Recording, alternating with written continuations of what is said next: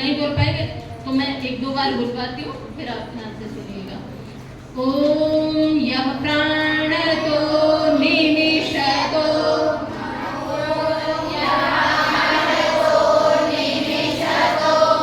महित्वैक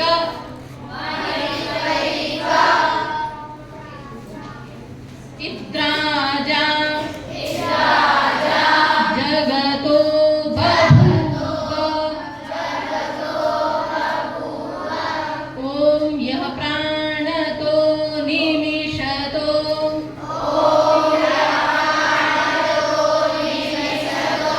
महित्वैक इद्राजा जगतो बभूव। य ईशे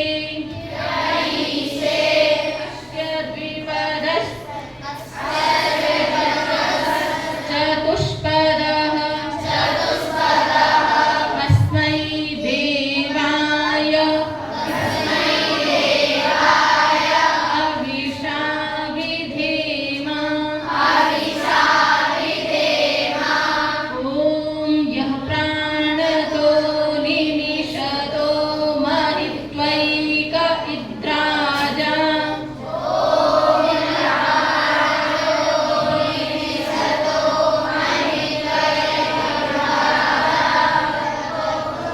जगतो बभूव। य ईशे अस्य द्विपदश्चतुष्पदः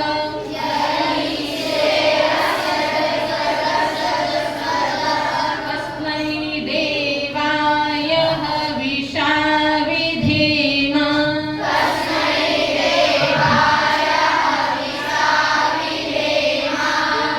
कितनों को बोलना है ये मंत्र? अच्छा, जिनको नहीं बोलना है वो हाथ खड़े करो। चलो मैं एक बार और बोलवा रही हूँ, ध्यान से सुनिएगा। बाकी धीरे बोलिएगा, जिनको नहीं आया है वो ऊंचे स्वर से बोलना। ओम यह प्राण तो निमिषतो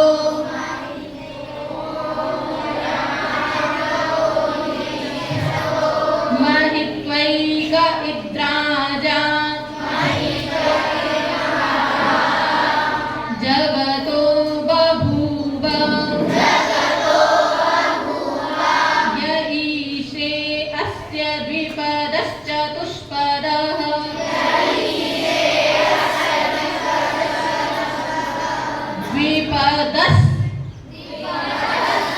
द्विपदश्चतुष्पदः द्विपदश्चतुष्पदः य ईशे अस्य द्विपदश्चतुष्पदः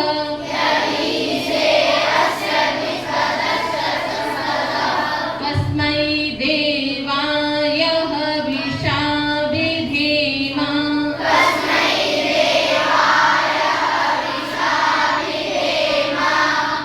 तो वो छोटा सा हल्का सा अर्थ बताऊंगी कि वो परमपिता परमात्मा, क्योंकि ये किसका प्रकरण चल रहा है?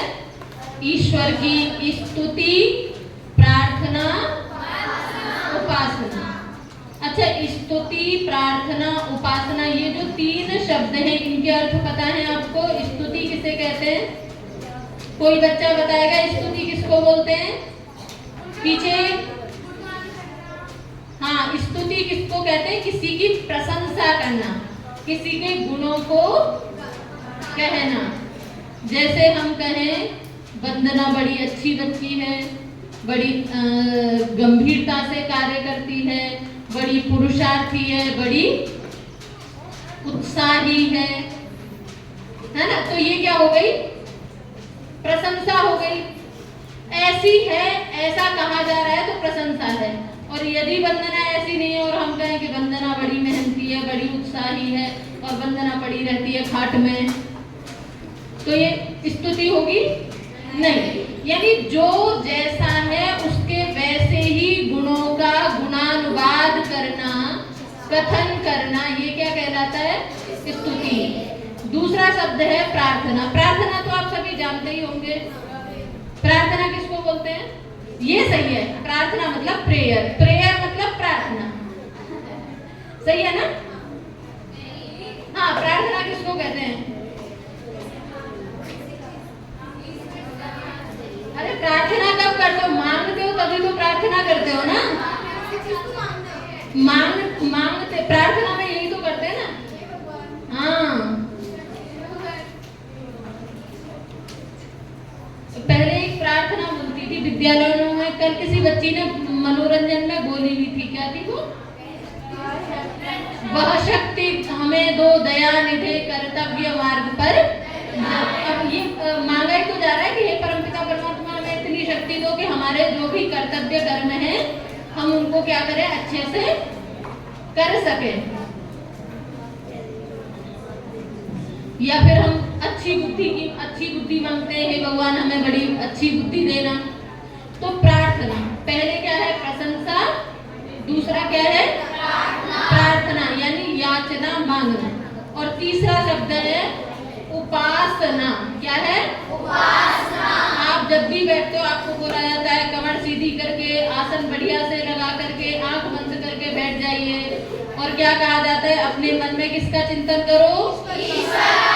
यानी ऐसा मानो जैसे ईश्वर क्या है? बिल्कुल आपके सामने बैठा हुआ है। तो उप माने पास में, समीप में, आसन माने बैठना। किसके समीप में बैठना? ईश्वर के, भगवान के समीप में बैठना, तो उपासना हो जाती है। तो यहाँ पे क्या के देखो, जब भी हम किसी से मांगते हैं या किसी की प्रशंसा करते हैं तो हमें उसके लिए क्या करना पड़ता है?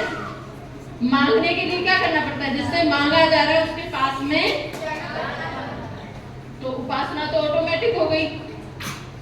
आप किसी के पास में उठोगे, बैठोगे, तभी वो आपकी सुनेगा।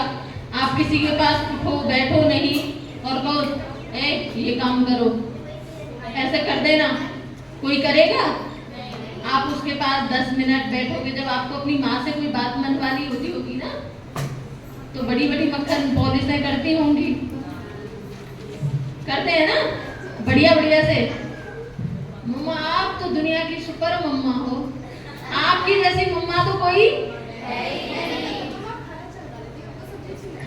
हाँ, ये मतलब कुछ अच्छा खाने का मन होगा, या कहीं जाने की परमिशन चाहिए होगी, या रुपए पैसे निकलवाने होंगे, तो मतलब तुमसे जैसा जितना मतलब चापलूस, जितना बढ़िया मक्खन पॉलिश करने वाला इस दुनिया में कोई नहीं होगा। तो वही तो क्या है, यानी पास में जाते हो ना, तो उपासना यानी समीप में जाना। किसके समीप में जाना? परमात्मा के पास में जाना। और मांगना, मैंने कल भी आपको कहा था, मांगना जो है छोटी मोटी वस्तुओं को नहीं मांगना है। किसको मांगना है? जिसको देने का किसी के पास में सामर्थ्य नहीं है। हे भगवान जी एक गाड़ी दिलवा दो, ऐसा ही मांगते हो ना। हे भगवान जी एक फ्लैट दिलवा दो, हे भगवान जी बारिश करवा दो। मतलब छोटी मोटी चीजें मांगते हैं हम भगवान जी से। मांगो, ऐसा मांगो जिसको कोई नहीं दे सकता, बुद्धि कोई नहीं दे सकता। हमें सन्मार्ग पर चलने की प्रेरणा कोई दे सकता है? हमें कोई अच्छा जन्म नहीं दे सकता, हमें कोई दुखों से नहीं छुड़ा सकता। वो केवल किसमें सामर्थ्य है? ईश्वर में। तो जो केवल ईश्वर कर सकता है, तो वही चीज ईश्वर से मांगी जाए, ना कि ईश्वर से गाड़ी मांगी जाए, घर मांगा जाए, रुपए मांगे जाए, पैसे मांगे जाए। तो यहाँ देखो प्रार्थना क्या की जा रही है, ईश्वर की स्तुति क्या की जा रही है, उसको देखते चलना।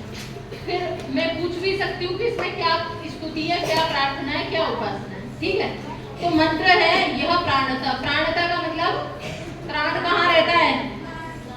प्राण कहाँ रहता है? शरीर में कोई एक स्थान विशेष होगा प्राण के आने जाने का? यहीं से तो एंट्री करता है और यहीं से बाहर जाता है। तो प्राणतः कि जो भी प्राण लेने वाले हैं, निमिषतः और जो पलक झपकते हैं, या दो शब्द लिए हैं जीवधारियों के लिए। एक तो जो क्या करते हैं, श्वसन क्रिया करते हैं, और दूसरा वो क्या करते हैं, दूसरा क्या करते हैं? पलक झपकते हैं। निमेष उन्मेष की क्रिया करते हैं। वो सब किसकी वजह से होता है? महित्व एक, उस परमपिता परमात्मा की महिमा के कारण से ही क्या है, सभी श्वसन क्रिया करते हैं, सभी के अंदर प्राण वायु का संचार हो रहा है। और हम जो पलक झपकने की जो सबसे मतलब बेकार स्थिति होती है ना, बेड पे यदि कोई व्यक्ति लंबा बीमार है और वो बेड पे चला जाए तो फिर वो क्या करता है? हाँ, जब तक वो पलक झपक रहा है तो समझते हैं कि भैया इसमें क्या है, जीवन है। या पड़े पड़े श्वास श्वसन भी आ रही है तो क्या है, जीवन है। और जिस दिन पलक झपकना बंद, श्वास लेना बंद कर दिया तो भैया ये तो चल दिए। तो ये क्या है, उस परमपिता परमात्मा की महिमा के कारण से ही ये है।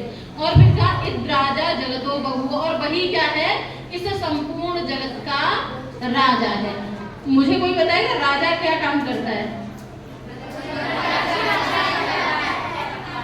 प्रजा की रक्षा करता है, प्रजा का पालन करता है, प्रजा के लिए योग्य व्यवस्थाएं करता है, तो वो राजा होता है।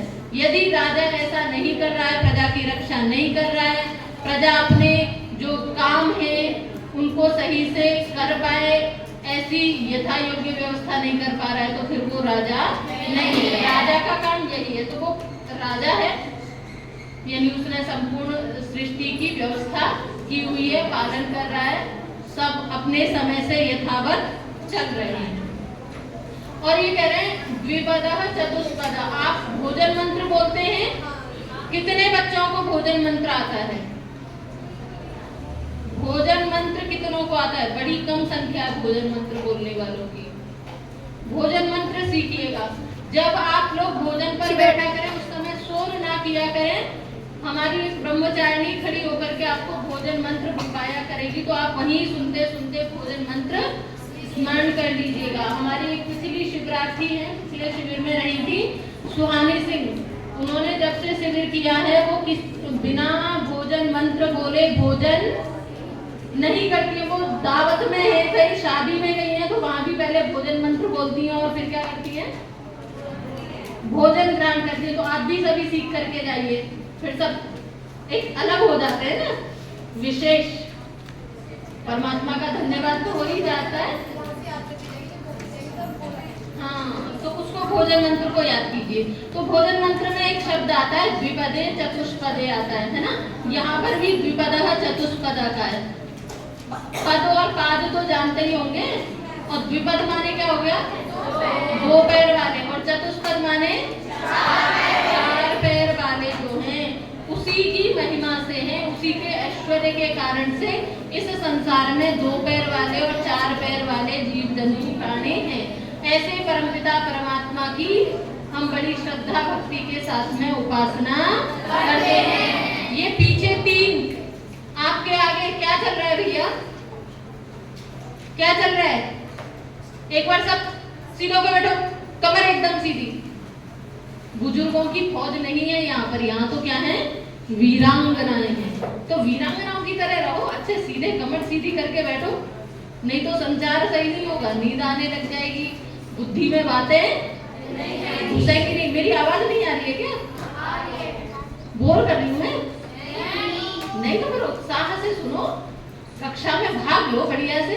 तो ये मंत्र आया समझ में कि वो परमपिता परमात्मा क्या है, श्वास लेने वाले, पलक झपकने वाले, सभी कुछ जो है उस परमपिता परमात्मा की महिमा से है। वही इस संपूर्ण जगत का एकमात्र राजा है, अधिपति है, स्वामी है, मालिक है। और दो पैर वाले और चार पैर वाले उसी की महिमा के कारण से, उसी के ऐश्वर्य के कारण से गति आदि करते रहते हैं। ऐसे उस परब्रह्म परमात्मा की हम बड़ी श्रद्धा भक्ति के साथ में उपासना करते हैं। आगे चले। ओम ये नद्यौ रुद्रा पृथिवी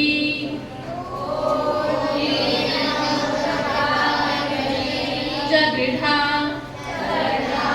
ये न स्वस्तभितं ये न नाकः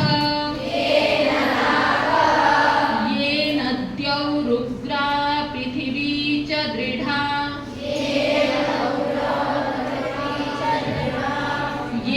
नद्यौ रुद्रा पृथिवी च दृढा येन स्वस्तभितै येन नागः योऽन्तरिक्षे रजसो विमानः तस्मै देवाय हविषा विधेम येन द्यौरुग्रा पृथिवी च दृढा येन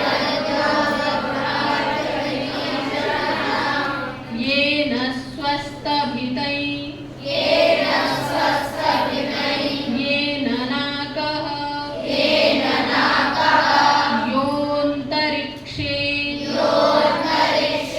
रजसो विमानः तस्मै देवाय हविषा विधेम। अब और थोड़े से आ जाते हैं तो कहते हैं आया मंत्र बोलने में एक शब्द है दृढ़ा। क्या है? दृढ़ा। येन द्यौरुग्रा। क्या है? पृथिवी च दृढ़ा। दृढ़ा। पृथिवी च दृढ़ा। येन स्वस्तभितै येन नाकः योऽन्तरिक्षे रजसो विमानः तस्मै देवाय हविषा विधेम। अब तो मुझे लगता है आ गया होगा सही से बोलना। तो अब इसमें कह रहे हैं ये न माने उस जगदीश्वर ने, उस परमपिता परमात्मा ने जिसके बारे में अब तक हमने इतना कुछ कहा है, उसने क्या किया है? द्यौ उग्रा दृढ़ा। अच्छा ये बताओ सूर्य जो है अच्छा लगता है या बुरा लगता है? अच्छा लगता है। अभी वहाँ बाहर चल के खड़े हुए 10 मिनट नहीं 10 मिनट बाहर चल के खड़े होते हैं। कौन कौन तैयार है? अच्छा लग रहा था ना अभी तो 10 मिनट खड़े हो गए बाहर धूप में। ये तो भैया खड़े होंगे। चलो ये बहादुर आर्य वीरांगनाएं हैं। ये सूर्य से अपनी आंखें मिलाने का सामर्थ्य रखती है। ठीक है तुम तो कमजोर हो। देखो कहने का मतलब ये है जैसे जैसे हम सूर्य के पास में जाते हैं वैसे वैसे सूर्य का ताप क्या है? बढ़ता जाता है। अभी थोड़े से बादल भी हैं तो आप आराम से हो सकता है 10 मिनट तक खड़े हो लें, लेकिन एक समय ऐसा आता है कि बहुत भयंकर धूप होती है या राजस्थान है ना, तो वहाँ 2 मिनट भी खड़े होने में चक्कर खा के गिर जाते हैं। तो जैसे जैसे हम सूर्य के पास में जाते हैं वैसे वैसे सूर्य का ताप क्या है? बहुत तेज बढ़ता जाता है, तो ये उग्र हो जाता है। जब आग बहुत तेज फैलती है तो कहते हैं आग बड़ी उग्र हो गई है। जब काबू में नहीं आती है ना, कई बार आग लग जाती है, सुना होगा आपने, और जब वो काबू में नहीं आए, काबू से बाहर हो जाए तो बोलते हैं आग क्या हो गई है? उग्र हो गई है ना। तो ऐसे ही सूर्य भी क्या है? उग्र है। सूर्य के पास में कोई जाता नहीं है कि चला जाता है? गया है कोई आज तक? यानी सूर्य के पास जो भी जाएगा वो क्या हो जाएगा? जल करके राख हो जाएगा, भस्म हो जाएगा। तो ये उग्र है तभी तो उसके पास में नहीं जाते। तो ये कह रहे हैं जिसने क्या है? सूर्य जैसे जो उग्र तारे हैं, सूर्य भी एक तारा है ना, सूर्य जैसे जो उग्र तारे हैं उनको भी उसी ने क्या किया है? धारण किया है। उसी ने पृथ्वी को धारण किया है। और ये कह रहे हैं उसी ने क्या? नाक को धारण किया। नाक तो सबके पास में है ना, तुम्हारी नाक को भगवान ने धारण किया है।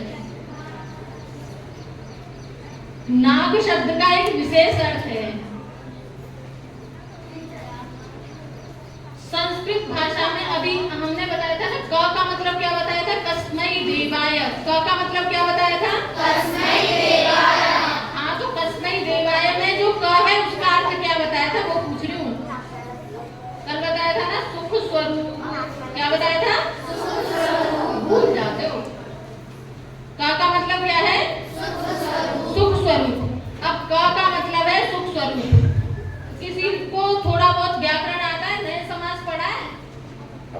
नया समास नहीं पढ़ा। चलो मैं अपनी भाषा में फिर समझाने का प्रयास करती हूँ। जो सुख नहीं है उसको बोलते हैं अक। क्या बोलते हैं? अक। और उसको भी मना करें, यानी सुख का पूर्ण नितांत अभाव, उसको बोलते हैं नाक, यानी स्वर्ग। क्या बोलते हैं? स्वर्ग। सभी नाक पे जाना चाहते हैं, यानी स्वर्ग में सभी, हर व्यक्ति जाना चाहता है, यानी जहाँ पर सुख दुख का बिल्कुल अभाव है, पूरा का पूरा बढ़िया वाला सुख है, उसको बोलते हैं नाग। यहाँ पर नाग शब्द अंतरिक्ष के अर्थ में है कि उसी ने क्या है, अंतरिक्ष को धारण किया हुआ है। वो जगदीश है। नाग को क्या बोलते हैं? हाँ, नाग को स्वर्ग बोलते हैं, यानी सुख विशेष। इस वाली नाग को स्वर्ग नहीं बोलते हैं, ये ध्यान रखिएगा। जो यहाँ पर नाक है, जो हमारे जिससे हम श्वसन क्रिया कर रहे हैं, वो वाली नाक सुख नहीं है। एक नाक शब्द है जो इस मंत्र में आया है, ये ना नाक, उस नाक का मतलब क्या है? स्वर्ग, अंतरिक्ष है ना। तो उसको जो है उस जगदीश्वर ने धारण किया है। तो कह रहा उसी का विस्तार जो है अंतरिक्ष लोक में फैला हुआ है। ऐसे जगदीश्वर की हम क्या करते हैं? पूर्ण भक्ति के साथ में उपासना करते हैं। पक्षी आदि भी उसी की महिमा से उड़ते हैं। तो ये मंत्र हल्का सा इसका भावार्थ ये हुआ कि जो भी लोक लोकांतर है वो सब उस परमात्मा ने ही धारण किए हुए हैं। उसी की महिमा से पक्षी, मनुष्य, जीव जंतु सभी श्वसन क्रिया करते हैं, गति करते हैं। अगले मंत्र की ओर चले। ओम प्रजापति नत्वदेता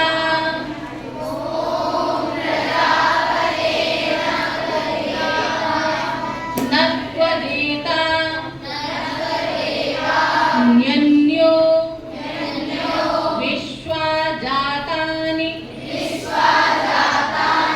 परिता बभूव यत्कामास्ते जुहुमस्तन्नो अस्तु वयं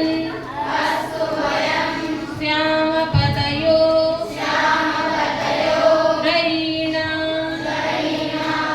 ओम प्रजापति नत्वदेता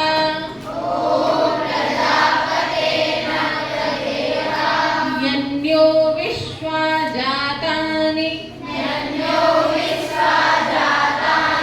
परिता बभूव यत्कामास्ते जुहुमस्तन्नो अस्तु वयं श्यामपतयो रयीणाम्। ओम प्रजापते नत्वदेतान्यन्यो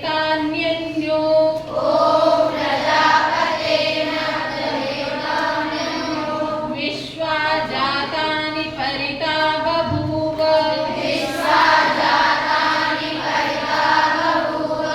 यत्कामास्ते जुहुमस्तन्नो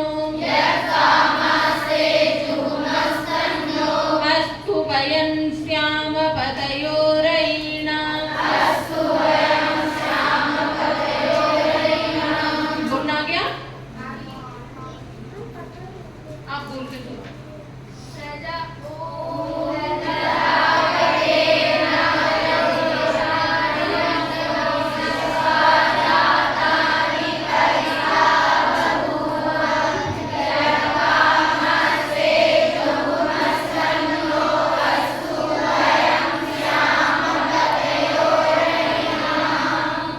तो वो परमपिता परमात्मा कैसा है? प्रजापति है। प्रजापति माने प्रजा का पालन करने वाला है। और ये कह रहा है उस परमपिता परमात्मा के अलावा कोई ऐसा नहीं है जिसने चारों तरफ से संसार को घेर रखा है, आच्छादित किए हुए। एक आपको आचार्य जी ने एक शब्द बताया होगा, सर्वव्यापक। बताया सर्वव्यापक। ईश्वर सर्वव्यापक है, बताया था। कैसे ईश्वर सर्वव्यापक? हर जगह रहता है। उसी चीज को यहाँ पर कहा है परिता बभूव। क्या है? परिता बभूव। परिता माने चारों ओर से क्या है? वही क्या है? विद्यमान है। वही चारों ओर से उस विश्वाजातानि, विश्व संपूर्ण जो उत्पन्न विश्व है उसको उसी जगदीश्वर ने चारों तरफ से घेरा हुआ है। कोई आपने दूरदर्शन देखा हो या देखते होंगे तो कई बार पुलिस जो है छापे डालती है, तो उसमें कोई चोर वोर को पकड़ने हो फिर क्या अनाउंसमेंट किया जाता है? आपको चारों तरफ से इसीलिए आप क्या कर दें? सरेंडर कर दें। तो आपको भी चारों तरफ से घेर रखा है, इसीलिए क्या कर दो? ठीक है। किसके प्रति सरेंडर कर दो? पुलिस के प्रति। सरेंडर किसके प्रति करना है? ईश्वर के प्रति सरेंडर करना है, क्योंकि उसी ने हमें चारों तरफ से। पर हम क्या करते हैं? उल्टा कर देते हैं। उल्टा कर देते हैं ना। हमें जिसके प्रति सरेंडर करना चाहिए उसके प्रति सरेंडर नहीं करते, दूसरे के प्रति हम सरेंडर। ऐसा है या नहीं है? और फिर हम कहते हैं मेरी जीवन की सबसे बड़ी भूल थी जो मैंने तुम्हारे ऊपर। ऐसे ही करते हैं ना। तो सरेंडर भी हमें क्या करना है? किसके प्रति करना है? ईश्वर। उसके प्रति सरेंडर करेंगे तो हम कभी भी क्या है? अब यहाँ क्या है, कुछ लोगों को लग रहा है भूख ज्यादा लग रही है। लग रही है? कोई नहीं, अभी तुम्हारे मतलब की बात आ रही है। सबको ये चाहिए? सबको चाहिए? कोई भी ऐसा नहीं होगा तो इसके लिए मना कर दे। मना करेगा कोई? अरे भैया एक तो है हमारे पास। अरे पीछे एक का जबरदस्ती हाथ उठवा रही है ना? तो भैया पैसा तो सबको चाहिए। हमारे पास में एक बालक है, वो कह रहा है मुझे नहीं चाहिए। पैसा नहीं होगा तो रोटी कहाँ से खाओगी? कपड़े कहाँ से पहनोगी? कुछ नहीं हो पाएगा। तो यहाँ कह रहे हैं यत् कामास्ते जुमा। अब आ जाओ, ध्यान से सुनो बेटा।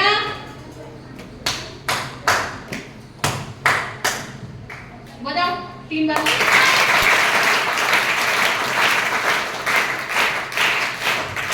वापिस।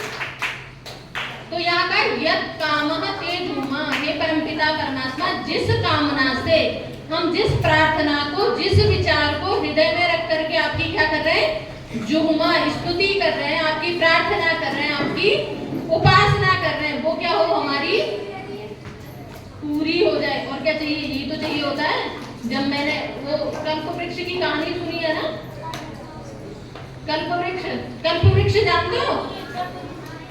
कल्पवृक्ष तो जानते होंगे। अरे भैया तुम तो ज्यादा ही एडवांस युग में पैदा हो गए हो, हम तो कल्पवृक्ष वाले युग में पैदा हुए थे। कल्पवृक्ष ऐसा पेड़ होता है जिसके नीचे लौट जाओ, बैठ जाओ, जो सोचो वो तुरंत हाजिर। हाँ, तुम्हें नहीं पता? पर इस धरती पे नहीं होता है ना वो कल्पवृक्ष, वो तो स्वर्ग में होता है। कल्पवृक्ष कहाँ होता है? अब वो स्वर्ग में जो कल्पवृक्ष है उसके नीचे जो बैठ के जो भी सोच रहे हैं वही हो जाता है। एक व्यक्ति ने सोचा हे भगवान बड़ा अच्छा भोजन मिल जाए, कल्पवृक्ष के नीचे बैठा था, काश भोजन मिल जाता, तुरंत भोजन हाजिर। उसको बड़ा आश्चर्य हुआ, उसने सोचा कुछ और बोल के देखता हूँ। भगवान ठंडी ठंडी हवा और चल जाती भोजन के बाद में, लौटने के लिए बिस्तर मिल जाता तो मजा आ जाता। अब ये भी हो गया। फिर वो सोचता है कोई पैर दबा देता। क्या सोचता है? पैर दबा देता। सोचने की देर थी, पैर भी दबने लग गए। अब वो सोचता है मेरी पत्नी होती तो इस हालत में क्या करती? खुदाई कर देती। अब इतने में श्रीमती जी हाजिर हो गई, क्योंकि वो तो कल्पवृक्ष था ना, जो सोचा वो। तो कल्पवृक्ष जैसा सोचते हैं वैसा हो जाता है। और सच में निश्चित मानिएगा, हम जैसा सोचते हैं वैसा होता है। ये फॉर्मूला बहुत अच्छे से काम करता है। हम जैसा सोचते हैं वैसा होता है। आप घर से निकलो और ये सोचो भगवान जी एक्सीडेंट ना हो जाए आज पे। ये एक्सीडेंट शब्द कहीं दिमाग में फिट हो गया तो कहीं जाते हैं तो फिर हर समय कोई चलता रहता है और बाई चांस कभी गड़बड़ हो भी जाती है। हाँ जी बहन जी।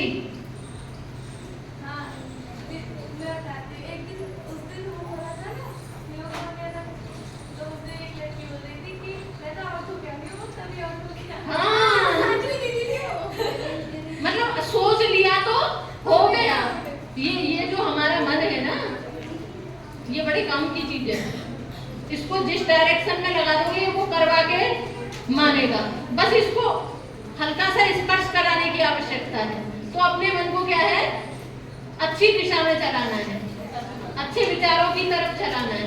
तो यहाँ का यद कामः ते जुमा, हम जिस कामना से आपकी स्तुति करते हैं, जिस कामना को, जिस इच्छा को लेकर के हम आपकी शरण में आए हैं, वो हमारी क्या हो, पूरी हो जाए। और क्या है कामना, क्या है, वयम श्याम पतयोरयिणाम। क्या कामना है, हम धन ऐश्वर्यों के स्वामी बन जाएं। हमारी कामना क्या है, हम धन ऐश्वर्य के स्वामी बन जाएं। हर एक व्यक्ति की यही चाहना है। जो भी जितना भी प्रयास किया जा रहा है, पुरुषार्थ किया जा रहा है, वो किसके लिए किया जा रहा है, धन ऐश्वर्य के लिए किया जा रहा है। रुपए के लिए, गाड़ी के लिए, बंगला के लिए, मकान के लिए, दुकान के लिए, हाँ बढ़िया आईफोन के लिए। तुम्हारा फोकस तो यही होता है ना, BMW और आईफोन, यही सोचते हो ना, बढ़िया वाला, ये वाला आईफोन मिल जाए। तो क्या है, जिस कामना से क्या करना है, हम आपकी स्तुति प्रार्थना करें। तुम बात करना बड़ी जल्दी शुरू कर देते हो भाई। माधुरी जी क्या परेशानी है बताइए, आ जाइए यहाँ, आ जाओ। अब के जो बोलेगी उसको यहाँ बुला लूंगी। तो क्या कहा, हम धन ऐश्वर्यों के स्वामी बन जाएं।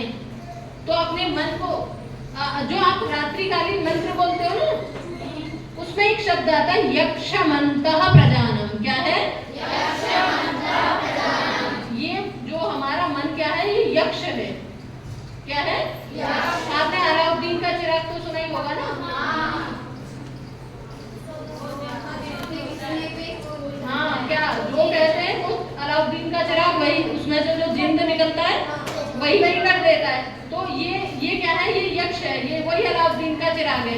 जो निकालोगे ये वो कर देगा। तो ये यक्ष है, इसका सही प्रयोग करना है। बस गलती हो जाती है कि हमसे उसका सही प्रयोग करना नहीं आता है। हम इसको गलत दिशा में लगा देते हैं, इसीलिए फिर हम भटकते रहते हैं और दोष भी इसी को देते रहते हैं। तो इसको कहाँ, किस डायरेक्शन में लगाना है, अच्छी डायरेक्शन में लगाना है। चलो अगला मंत्र बोले, ओम सनो बंधुर्जनिता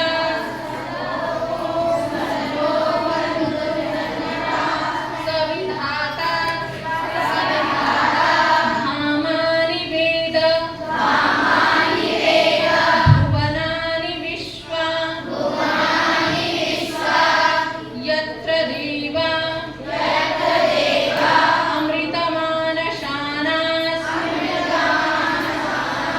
इति ये धाम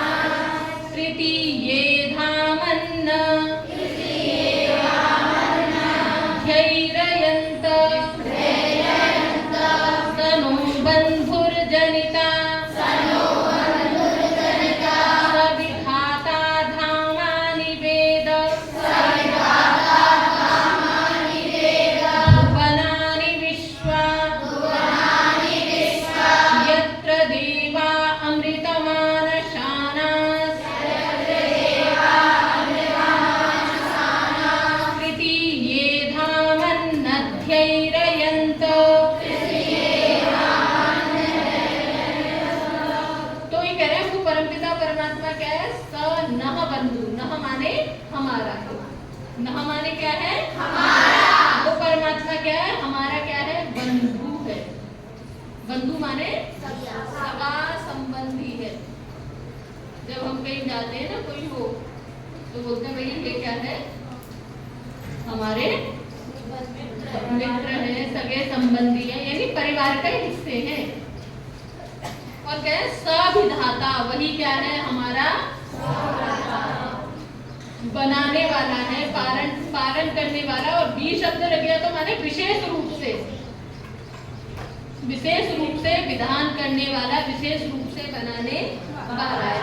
और क्या? धामानि वेद भुवनानि विश्वा, विश्वा यानी संपूर्ण, वेद माने जानता है, या वेद का मतलब क्या है? धामानि वेद यानी जो भी हम काम कर रहे हैं, जो भी इस दुनिया में हो रहा है, वो उस सबको जानता है। अभी तुमने शौचालय में क्या किया मुझे नहीं पता है ना?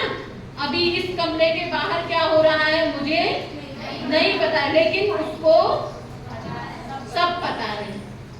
एक गुरुजी के 2 शिष्य थे, एडमिशन के लिए आए, जैसे हमारे पास में आजकल आ रहे हैं। तो गुरुजी ने कहा कि एडमिशन देने से पहले हम क्या करेंगे? परीक्षा लेंगे। हम तो गणित अंग्रेजी के सवाल पूछ लेते हैं, गुरुजी ने थोड़ी अलग परीक्षा लेने की सोची। गुरुजी के पास में पहले से 2 ये है ना छुटंकी सी, ऐसे 2 चेले पढ़ रहे थे। बोले इसको ले जाना, जहाँ कोई ना देख रहा हो एक चांटा मार देना। अरे ये भी कोई काम है? इसको तो हम यूं ही कर लाएंगे। ले करके चल दिए। अब एक ने देखा, दीवार के पीछे गया, इधर उधर देखा, कोई नहीं देख रहा, और एक चाटा रसीद कर दिया, ले आया। गुरुजी ने बोला काम हो गया? जी गुरुजी, कोई नहीं देख रहा था। अब दूसरा गया, दूसरे कमरे में गया, देखा कोई नहीं है। जंगल में गया, उसने काफी स्थान ढूंढे, खोजे। एक जगह जाके उसको लगा कि यहाँ मुझे कोई नहीं देख रहा। जैसे वो मारने लगा तो बोले ये तो देख ही रहा है, जिसको मैं मार रहा हूँ वो तो मुझे देख ही रहा है ना। तो 2 तो हम हो ही गए, मैं इसको देख रहा हूँ, ये और तीसरा एक और देख रहा है। अब वो वापिस लौट आया। परीक्षा में फेल कौन सा होगा? यही तो होगा, मार के तो आए भी। गुरुजी ने जो काम दिया था करने को वो तो हुआ ही नहीं, फेल हो गया ना। इतना मार देता तो अच्छा रहता है ना। अब लौट आया गुरुजी के पास में। गुरुजी ने पूछा काम हो गया? गुरुजी नहीं। बोले क्यों? गुरुजी मुझे तो कोई ऐसी जगह मिली ही नहीं जहाँ कोई देख ही नहीं रहा। बोले मैंने बहुत खोजा, बहुत देखा, जब मुझे लगा कि यहाँ कोई नहीं है, पर ये तो था, ये मुझे देख रहा था, इसके अंदर जो आत्मा बैठा है वो मुझे देख रहा था, और परमात्मा मुझे देख रहा था, तो इसीलिए मैं इसको नहीं मार पाया। गुरुजी ने कौन से शिष्य को रख लिया?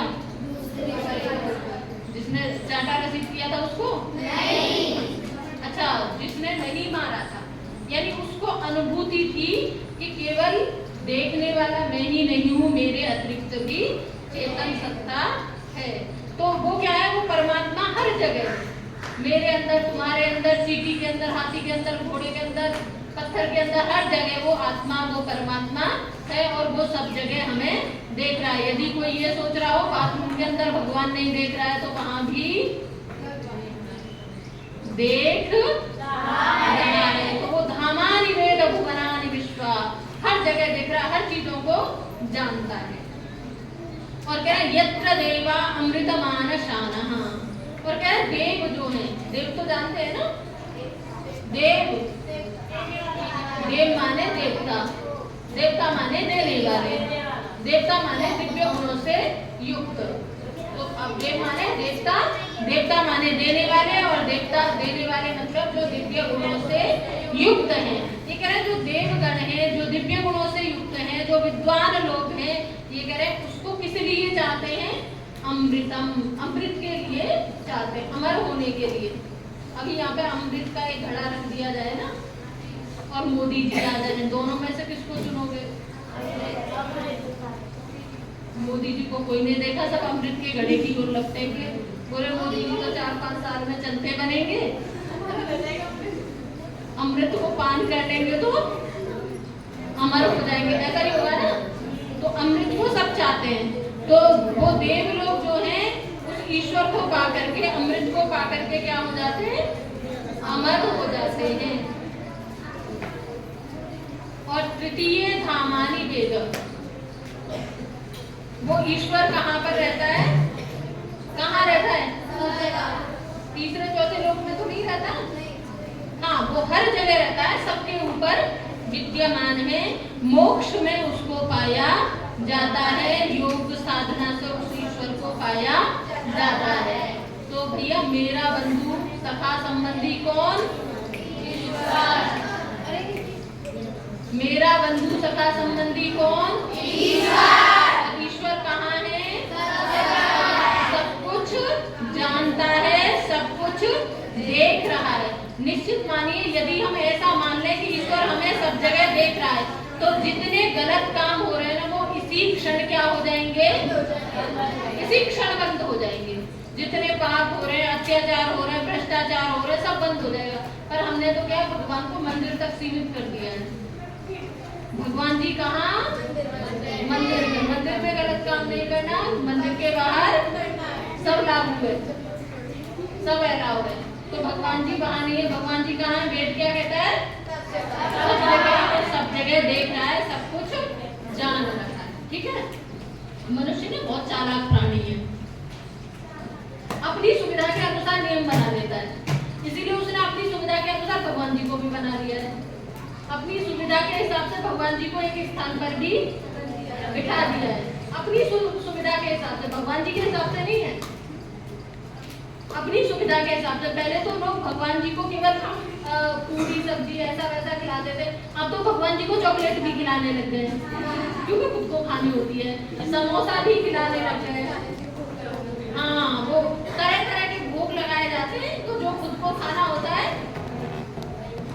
वो भगवान जी को खिला देते हैं।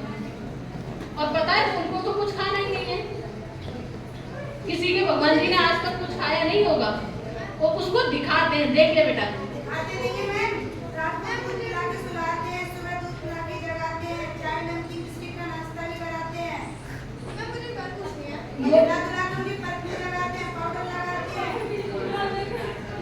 नहीं ये बताइएगा उन्होंने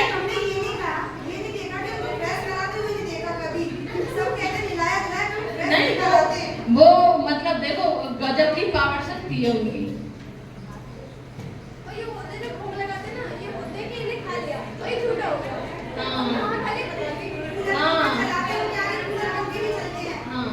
एसी भी लगती है, तुम पीछे रह गए हो, एसी भी लगती है, जब सर्दियां आती है तो हीटर भी लगता है, हाँ गर्म कपड़े भी पहनते हैं, लू भी लग जाती है तो उनको आम का पना भी खिलाया जाता है। ठीक है, तो जो हमें चाहिए हम उसको सबको किसके ऊपर ठोक देते हैं, भगवान जी के ऊपर ठोक देते हैं। बड़े हम चालाक, सबसे स्मार्ट प्राणी इस दुनिया का कोई है तो वो कौन है, मनुष्य है। आपका नाम क्या है बेटा, आपका क्या नाम है, हाँ? जोर से बोलो। और सृष्टि के साइड में खुशी, ऐसी कौन सी तुम्हारी इम्पोर्टेंट बात चल रही है भैया जो बार बार शुरू हो जाती है, जरा यहाँ आके हमें भी बता दो।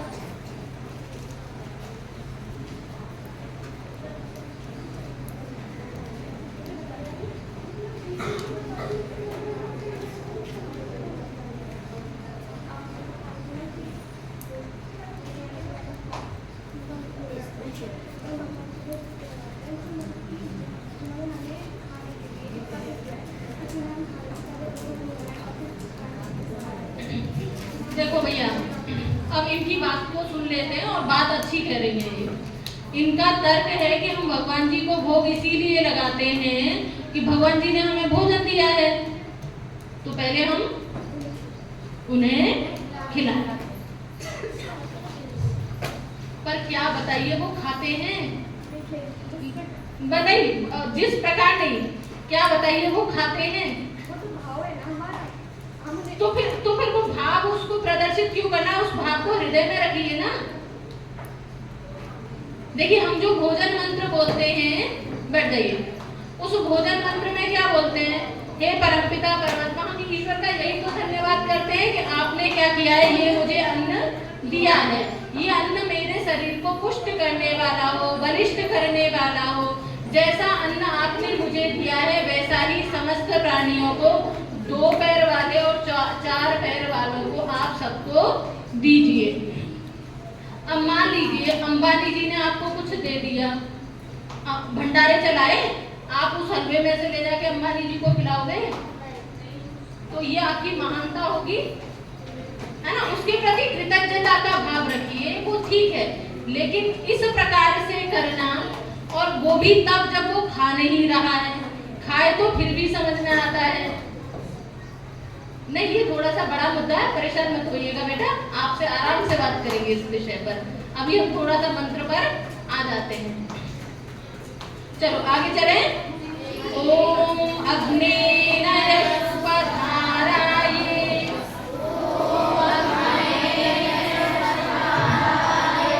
अस्मान् विश्वानि देव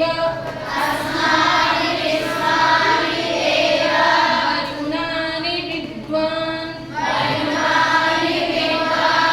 युयोध्यस्मत् जुहुराणमेनो भूयिष्ठान्ते नम उक्तिं विधीमः अग्नेय सुपथाराये अस्मान् विश्वानि देव वरुणानि विद्वान् युयोध्यस्मज्जुहुराणमेनो भूयिष्ठान्ते नम उक्तिं विधीमः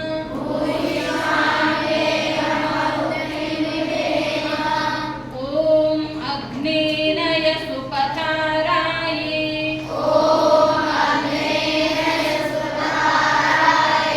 अस्मान् विश्वानि देव वरुणानि विद्वान्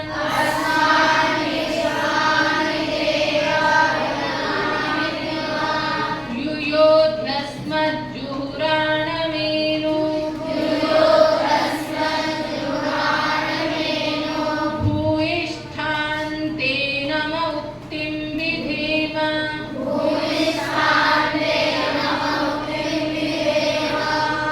तो यहाँ पर देखो बड़ी अच्छी बात की है। यहाँ पे कहा है अग्नि का मतलब है जानस स्वरूप। क्या है? जानस स्वरूप। हे परमात्मा आप कैसे हो? जानस स्वरूप हो। तो क्या है? नय सुपथाराये, हमें अच्छे रास्ते पर ले चलो। कहाँ ले चलो? अच्छे रास्ते पर। देखो पहले हम खूब हाथ पैर मारते हैं, खूब हाथ पैर मारते हैं, खूब कोशिश करते हैं। जब हम थक करके चूर हो जाते हैं, जब लगता है अब हमारे बस की बात नहीं है, तो फिर कहते हैं जैसे आप कहो वैसे वैसे कर लो। ऐसा ही होता है ना। एक बच्चा जब चलना शुरू करता है या कहीं घर का माहौल हो तो अपने पिता को अपने आप को अपने पिता को क्या कर देता है? समर्पित करता है। जैसे आप करो, जैसे आप ले जाना चाहो वैसे ले चलो। यानी एक प्रकार से ऐसे मान लो कि एक तो हम अपनी उंगली क्या है पिता को पकड़ाएं, दूसरी पिता हमारी उंगली पकड़े। दोनों में अंतर बताओगे क्या है? एक आपने अपनी उंगली पिताजी को पकड़ाई, दूसरी पिताजी ने आपकी उंगली पकड़ी। उंगली पकड़ी, हाथ पकड़ा, उंगली पकड़े जैसा क्यों सीमित रहना है? सोचो दोनों में अंतर क्या है? आपने यदि अपनी उंगली पकड़ाई तो आप जब मर्जी छोड़ करके भाग, यदि वो पिताजी ने पकड़ी हुई है तो तभी छूटोगे जब पिताजी। ऐसा ही होता है ना। मेले में पिता क्या करता है? बच्चे का हाथ पकड़ लेता है, कहीं ये भाग ना जाए। यदि बच्चे ने हाथ पकड़ा होगा तो वो भीड़ में गुम होने की संभावना रहती है, क्योंकि दुनिया का चकाचौंध देखेगा, मेले में देखेगा तो इधर उधर हो जाएगा। तो यहाँ अपने आप को देखो, समर्पण का जो ये बच्ची कह रही थी ना, ईश्वर के प्रति समर्पण का, इससे ज्यादा समर्पण का कौन सा भाव है कि ईश्वर आप ऐसे उंगली पकड़ के ले चलो, जैसे पिता जो है अपने बच्चे की उंगली पकड़ करके ले चलता है। यानी अब मेरे बस की बात नहीं है, जहाँ ले चलोगे वहाँ, एक गीत भी गाते हैं ना, जहाँ ले चलोगे भगवान वहाँ मैं चलूंगा, जैसे कहोगे भगवान वैसे मैं। यानी ये समर्पण की पराकाष्ठा है। समर्पण इस लेवल का होना चाहिए, यानी किसी के ऊपर विश्वास किया या किसी से कुछ काम के लिए कहा तो फिर कह दिया तो कह दिया कि अब तुम्हारी जिम्मेदारी है, मेरी नैया किसके हाथ में? आपके हाथ में, जैसे चाहो वैसे कर लो, जैसे संभालो वैसे। यानी तो यहाँ ईश्वर के प्रति पूरा अपने आप को सरेंडर कर दिया है कि ईश्वर आप क्या करो, मुझे ले चलो। और विशेषण साथ में लगा दिया है, जानस स्वरूप को प्रकाश स्वरूप, यानी जानवान हो, प्रकाशवान हो, तो निश्चित आप गलत रास्ते पर तो लेकर के जाओगे नहीं। जब हम किसी व्यक्ति से कह देते हैं ना, तो फिर उसको लगता है भैया अब तो मेरी क्या हो गई, नैतिक जिम्मेदारी बनती है, यानी बोझ पड़ जाता है। तो ईश्वर के ऊपर बोझ पड़ गया कि भैया यदि ये कहीं इधर उधर अटक भटक गया तो क्या है, दोष किसके ऊपर आ जाएगा? मेरे ऊपर आ जाएगा। तो ज्ञान स्वरूप परमात्मा आप मुझे क्या करो, सुपथ पर ले चलो, और मेरे धन ऐश्वर्य, मेरे कर्तव्य कर्मों को आप सबको क्या करते हो, जानते हो। और जो विद्वान लोग हैं वो आपके ज्ञान के कारण से क्या बड़े बड़े आविष्कार करते हैं, बड़े बड़े सामर्थ्य को प्राप्त करते हैं। और जो हमारे अंदर कुटिल वाली चालें है ना, मनुष्यों के अंदर वो सांप बिच्छू वाली चालें भी बहुत सारी है। ये सांप बिच्छू से भी ज्यादा जहरीले है, खतरनाक है। उसका तो पता चल जाएगा ये सांप है या बिच्छू है तो काट लेगा, पर इसका नहीं पता चलता ये कब कहाँ कैसे काटेगा। तो ये कह रहे हैं जो हमारे अंदर ऐसे सांप बिच्छू भेड़िए वाले जो दुर्गुण आकर के बैठ रहे हैं, कुटिलता युक्त जो हमारा पापाचरण है उसको क्या कर दो, दूर कर दो। और इसीलिए हम क्या करते हैं, भूयिष्ठान्ते नमोक्तिम विदेव, बार बार, भूयिष्ठान्ते का मतलब क्या है, बार बार आपकी प्रशंसा कर रहे हैं, आपकी स्तुति कर रहे हैं, आपकी वंदना कर रहे हैं, आपको बार बार ध्यान दिला रहे हैं, आपका बार बार ध्यान कर रहे हैं। ठीक है, ईश्वर स्तुति प्रार्थना उपासना हो गई, इसका अभ्यास करना है, अच्छे से करना है। ठीक है, इसके बाद में हम अग्न्याधान आदि पर आ जाएंगे और आपको अच्छे से हवन करना सिखा देंगे। ठीक है, आज के लिए इतना ही।